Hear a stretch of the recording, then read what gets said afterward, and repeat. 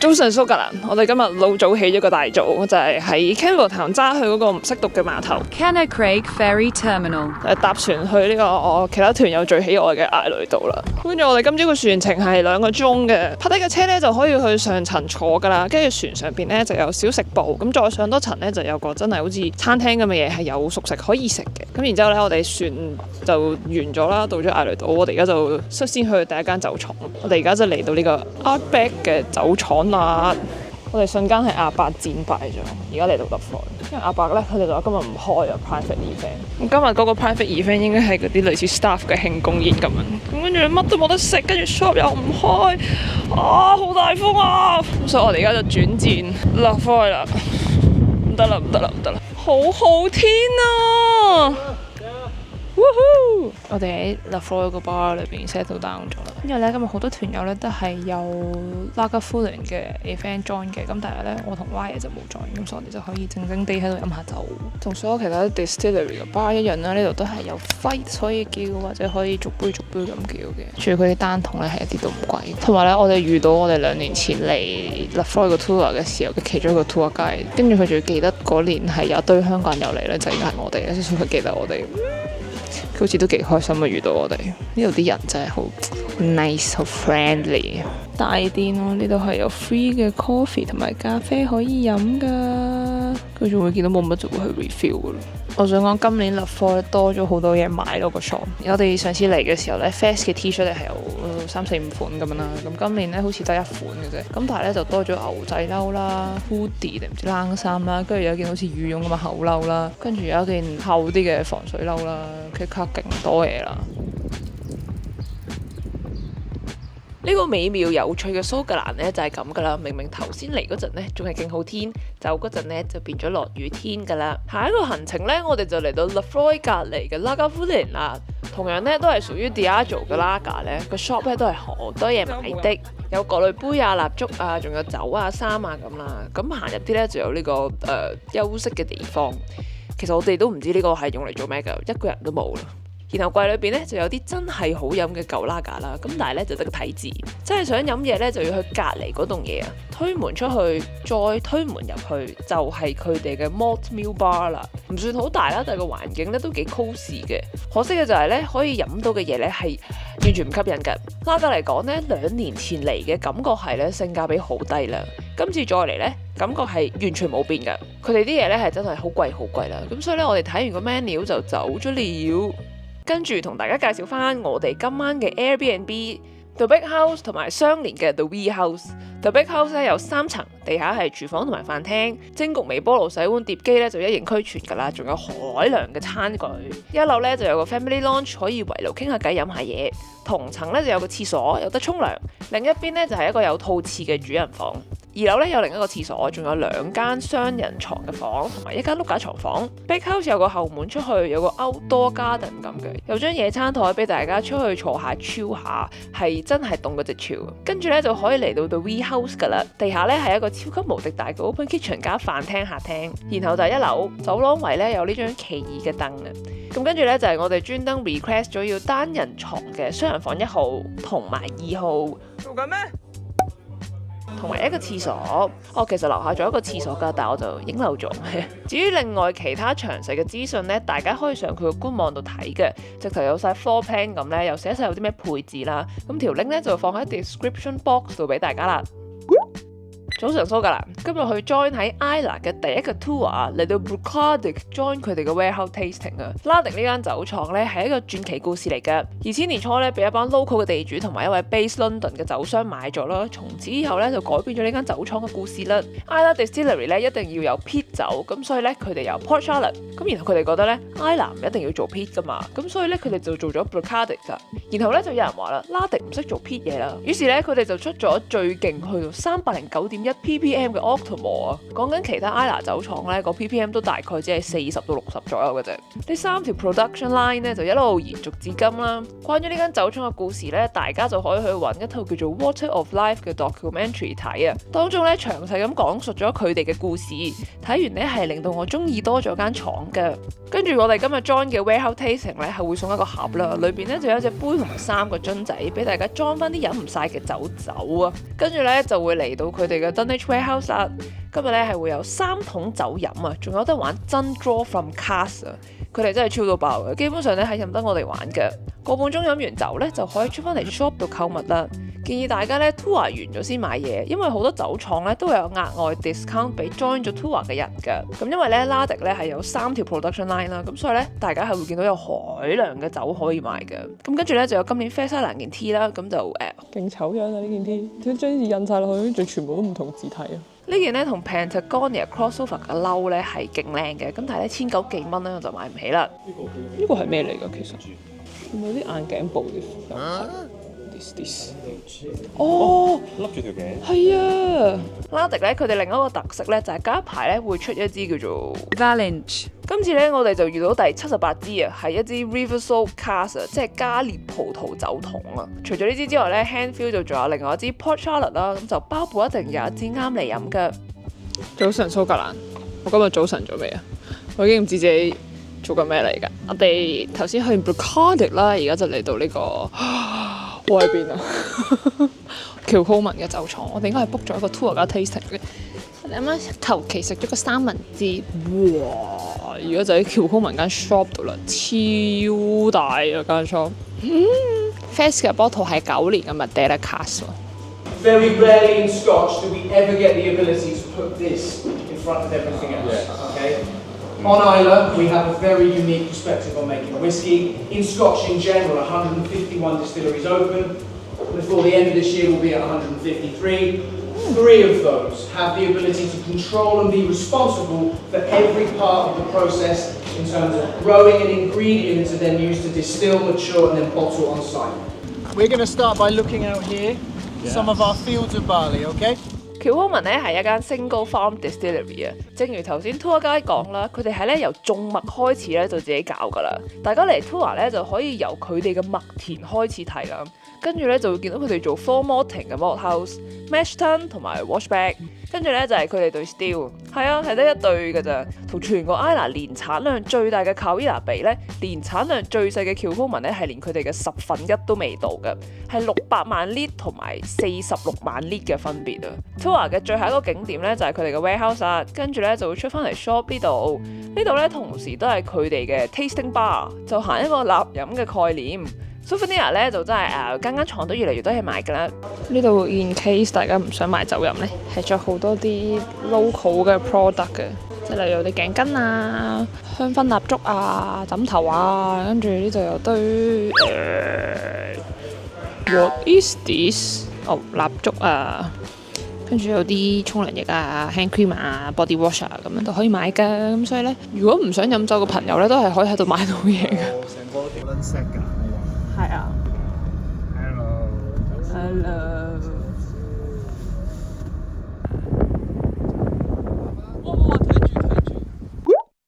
早晨蘇格蘭，新的一天終於嚟到 Ardbeg Distillery 啦。join 咗 tour 咧會有一張入場券咁嘅嘢嘅，勁有儀式感啊！咁同埋咧之後買嘢係會有 discount 㗎，都係嗰句啦，好多酒廠都有㗎。大家記住買嘢之前咧問下先啦。我哋咧 join 嘅係佢哋嘅 The Still House and Warehouse 3 Tasting 啊，會飲到3款時令嘅 Straight from the Cask 啊，大家仲可以一嘗咧自己 draw from the cask， 你睇蛙爺玩得幾爽。呢度啲人咧仲會一個唔覺意斟咗勁多俾你㗎。 And if I pour too much and you don't want to drink it? 記得咧有個團友問啊，其實啲桶係點搬嘅呢？點樣碌到個個桶咧放上 rack 之後咧，啲紙都係水平咁滯啊！tour guide姐姐咧就即刻親自示範一次啦，型到爆啊大佬 ！Warehouse 3一出去咧，其實係佢哋嘅 filling station 啊，即係入桶嘅地方啊。跟住咧呢個 tour 咧雖然係唔包酒廠嘅導賞啦，但係咧係可以入去 Ardbeg 嘅 Still House 嘅，即係放蒸餾器嘅嗰個地方嘅。呢個新嘅 Still House 咧，其實2年之前咧，我哋都已經嚟過一次㗎啦。咁但係咧2年前嗰次咧，我就冇份 cut 嘅酒心啦，今次就有啦。嗱，呢 batch 唔好飲咧就唔關我事㗎，我係跟住蒸餾師嗰個 instruction 㗎啫。睇完酒廠飲完酒咧，例牌又要帶翻大家嚟到 shop 呢度交污㗎啦。一如以往咧，佢哋都係有超多 merchant 啊！呢件雨褸咧真係幾靚㗎，喺佢哋嘅 shop 嗰頭咧，亦都係佢哋嘅 bar 啦。睇下大家有冇對邊啲酒有興趣，bar menu 咧就擺喺度俾大家參考下啦。跟住嘅時間咧，我哋就喺 Isla 周圍行下，吹下海風，超下啦。咁就一日㗎啦。我咪錄緊啊！早晨蘇格蘭，今日又是美好的一天。我哋又嚟到新嘅艾雷島嘅酒廠，就係Adna河啦。我哋又嚟到Adna河第2次啊！喂，呢個阿叔做緊咩？做緊咩？好，我買嘢先，唔係去睇下有咩買。竟然呢度有 Jura 嘅 handfeel 可以買啊！2年前嚟到Adna河嘅時候呢，佢哋仲未有酒出。今年再嚟呢，佢哋就已經出咗唔止一支啦。喺香港嘅時候呢，都有飲過佢哋嘅出品啦。而呢個 H 嚟講呢，係真係幾出色嘅，係一間值得期待嘅酒廠。當然啦，佢哋嘅老細 Hunter Ling 呢，身為一間 IB 廠嘅老細呢，喺佢間酒廠就當然有佢嘅包桶可以買啦。Adna河呢，最近有做緊 rebranding 啦，啲酥粉嘅 style 呢，同上一次嚟呢係有啲唔同嘅 category 呢都多咗好多。喺 shop 度再行入去呢，就係勁大嘅 bar 同埋 cafe 啦，就感覺上同2年前咧冇咩點變啊！呢度咧有咖啡飲，有酒飲，想要單杯又得，嗌 flight 都得㗎。Move on to 我哋嘅 Warehouse No.1 Tasting Experience Tour 啊，一樣咧都係會先嚟一個酒廠 tour 嘅。其實每間廠嘅製程咧大致上都係一樣啊，都係嗰幾個 steps。咁但係點解咧間間都要睇呢？就係因為想知每一間一樣製程嘅廠係點樣做到唔同嘅風味出嚟嘅咯。而且每一間廠帶大家 tour 嘅 style 都會唔同，大家就會有唔同嘅體驗啦。就例如喺度咧，第一次見到個 tour guide 一嘢懟咗隻手落個 washback 度搞啊，然後仲要俾我哋懟埋我哋自己隻手落去，仲話叫我哋試下咩味添咯。即係 even 咧，我哋去咗咁多間酒廠嘅 tour 咧，都依然覺得呢個體驗係大癲啊！跟住咧，我哋再次嚟到呢個打卡一流嘅 Still House 啊，同埋睇下呢個全蘇格蘭最長嘅 line arm 林恩秘。最後有呢個以為係木桶，但係其實係不鏽鋼桶嘅 warm tub condenser 重桶冷凝器。酒廠同2年前嚟呢係一模一樣嘅。不過因為我哋今年咧有新團友啦，未嚟過啦，咁所以我哋咧就嚟多次，順便俾個機會自己再嚟影過啲相。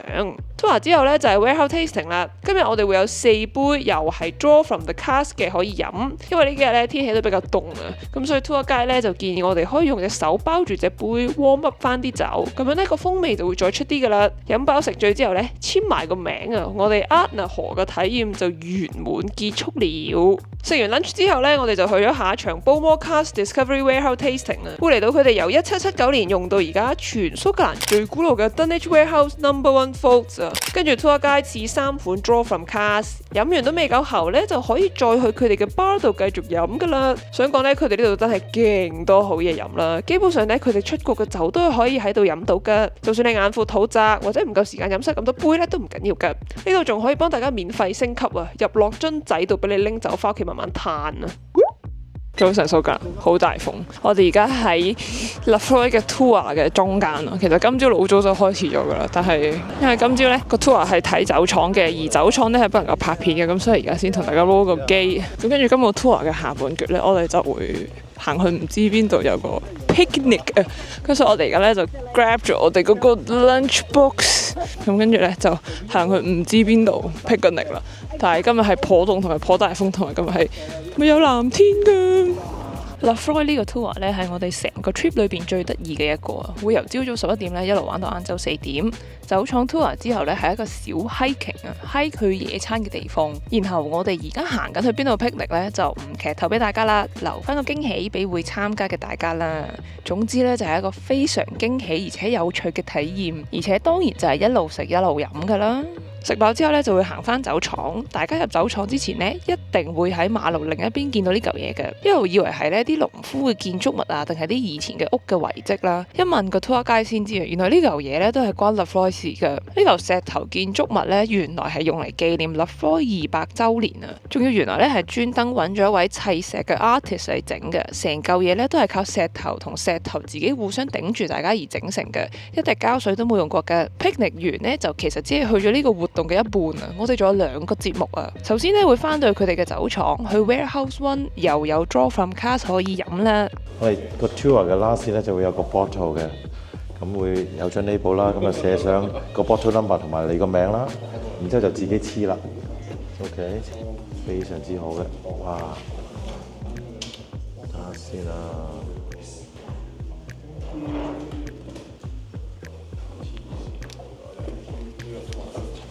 哇哦！見唔見到咧？喺 Islay 留咗足足5日啦，要去嘅酒廠都去暈了，於是咧今日就老早搭船離開 Islay 啦。然後其實個 trip 咧都去到第14日啦，都玩得好夠皮㗎啦，所以咧亦都係啟程翻 Edinburgh 嘅時候。只不過咧由個島去到 Edinburgh 嘅機場咧係要6粒幾鐘嘅，咁所以咧我哋就會將個行程 split 開一半，留多1晚。今日沿路翻去嗰陣咧天氣又好翻啲啦，所以咧就有去睇翻之前冇睇到嘅羅夢湖啊。有 mac and cheese， 有 fish finger roll， 有得搭船。Do you wanna take the cruise？然後順便到此一遊埋蘇格蘭嘅另一個大城市 Glasgow， 喺嗰度食晚餐。必須同大家推介龍鳳大酒樓。本來咧係因為唔想再食西餐啦，而且我哋人又多咧，咁所以見到呢度可以坐埋一齊食咧，就嚟咗食啦。結果咧呢度原來係可以用廣東話落單嘅，而且嘢食嘅水準咧根本就喺好多香港嘅茶記或者大排檔或者酒樓嘅之上啊！嗌到成台都係咧，其實每人都先係200-300蚊港紙，可能都係貴香港少少嘅咋。後來咧同佢哋嘅老細傾咗2句先知，原來呢度嘅廚咧都係香港人嚟嘅，唔怪得知啦。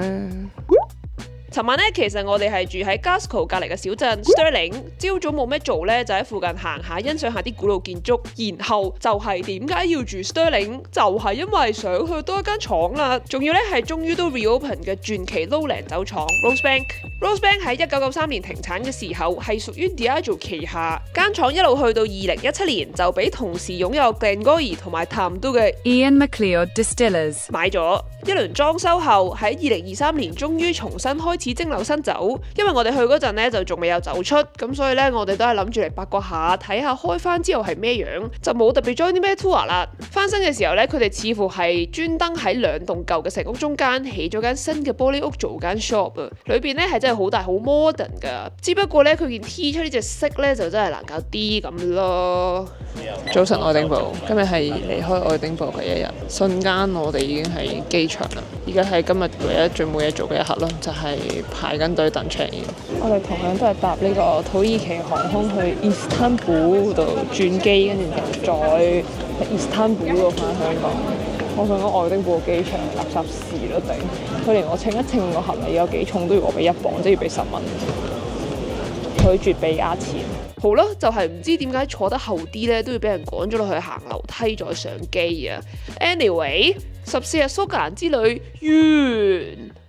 完。Lafroy 就係有一個威力，令到佢突然之間有呢個攝影嘅熱誠。好執着啊！你突然之間對於攝影有個熱誠啊嘛。